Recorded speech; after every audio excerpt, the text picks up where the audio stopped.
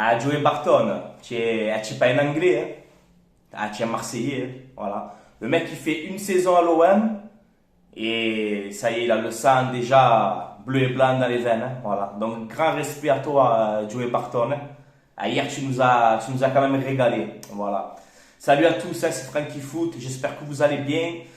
Ben, écoutez, on perd 2-0 à Tottenham, hein, malheureusement pour nous, avec un fait de jeu, hein, pendant ce match. Donc, on va un peu essayer d'analyser tout ça.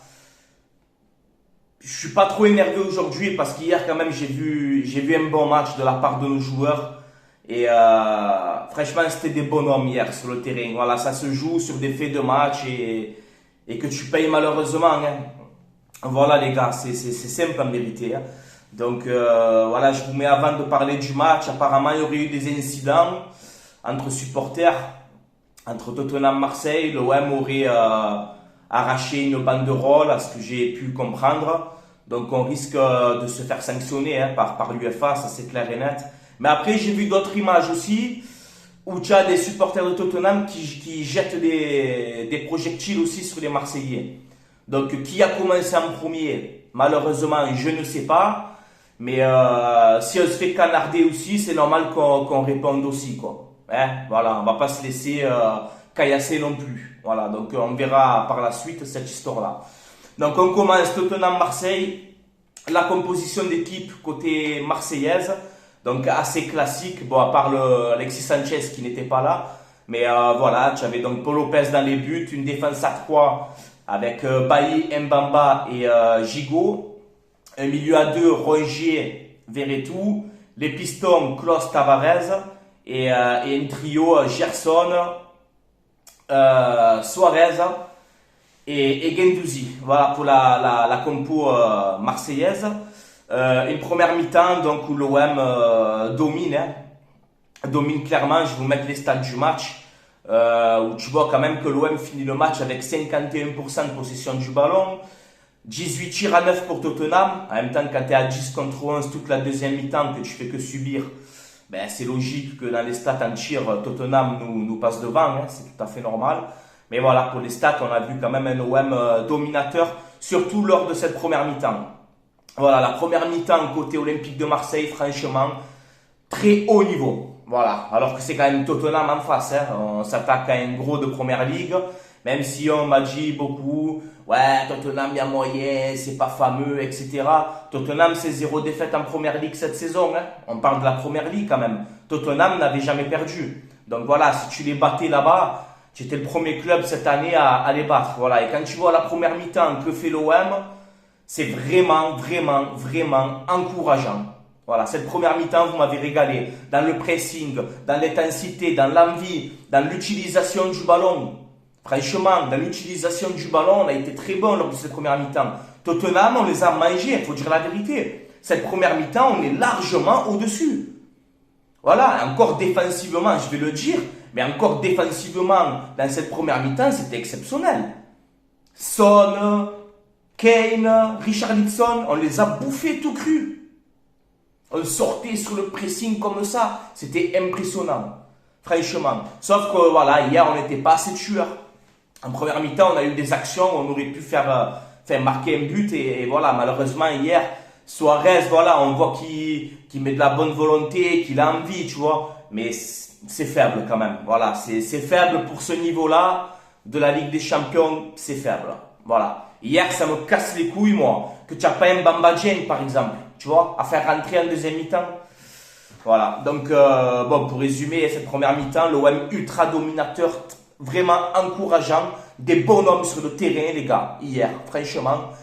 Donc on rentre à la mi-temps à 0-0, on est plein d'espoir, on se dit, tu vois, Tottenham, adversaire plus fort de la poule, ben il y a moyen parce que on est meilleur qu'eux, quoi. On est meilleur qu'eux, clairement, tu vois. Et cette deuxième mi-temps, ben, tu as ce fait de jeu à la 47e minute de jeu où tu as ce carton rouge de Chancel Mbamba et là ben voilà ça change le match à 10 contre 11 quasiment toute la deuxième mi-temps.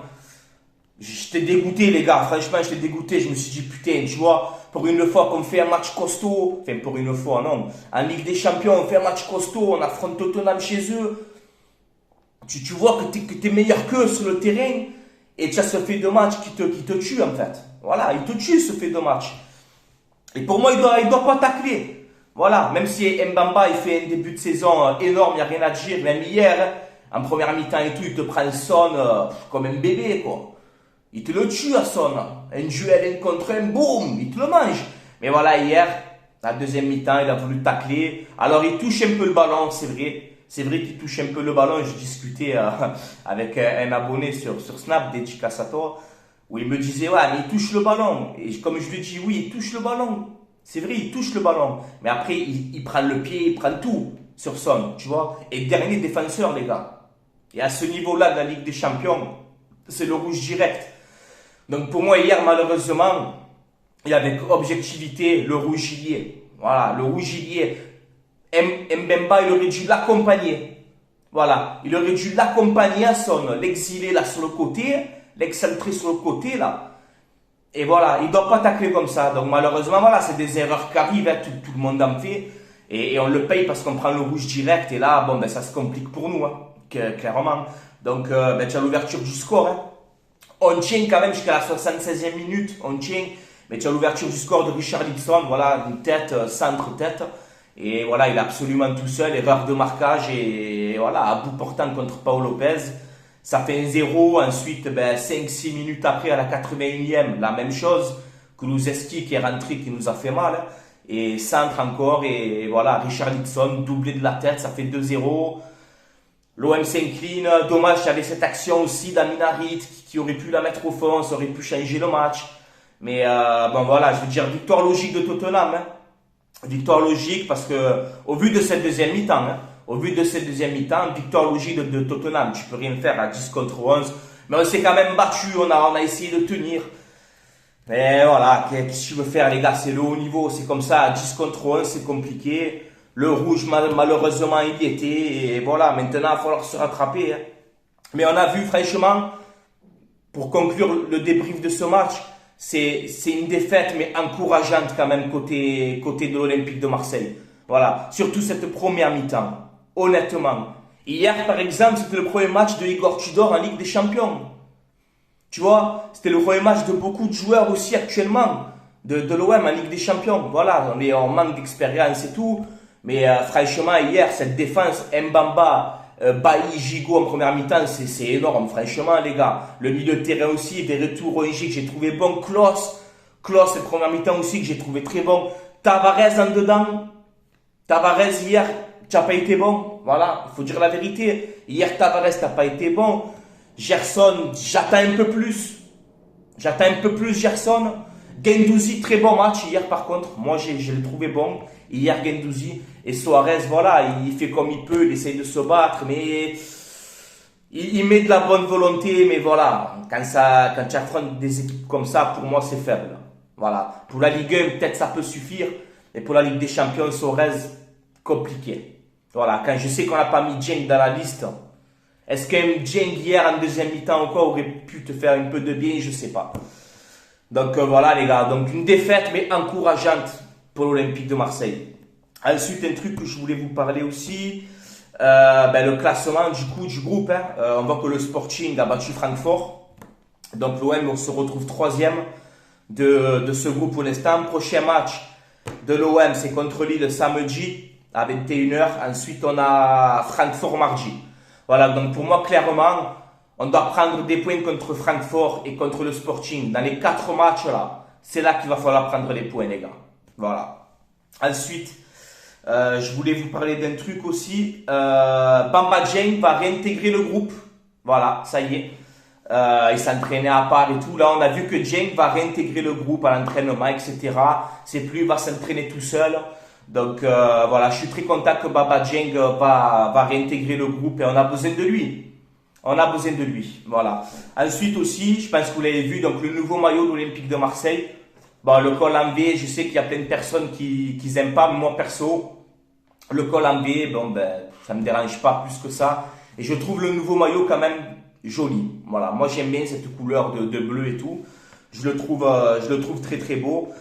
Et bon voilà les gars, c'est tout pour ce débrief. Je suis Non, je suis pas énervé. Voilà, honnêtement, je suis pas énervé. J'ai beaucoup de regrets, énormément, beaucoup de regrets, parce que voilà, ce rouge il nous tue les gars. Ce rouge il nous tue le match, honnêtement.